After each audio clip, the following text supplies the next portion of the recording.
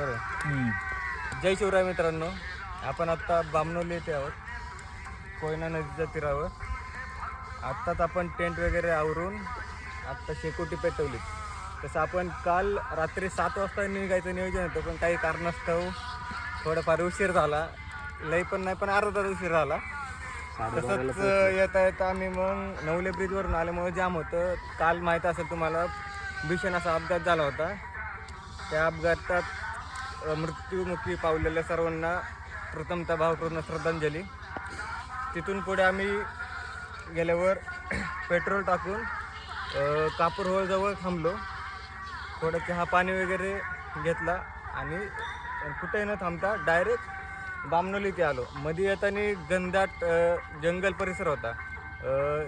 कासपाटार road, कासपाटार रोडच्या साईडने आलो आम्ही. तर घनदाट जंगल असल्यामुळं भयानक वातावरण, खाली उतरायची कोणाची हिंमत होत नव्हती. डायरेक्ट आम्ही 12:30ला इथं पोचलो.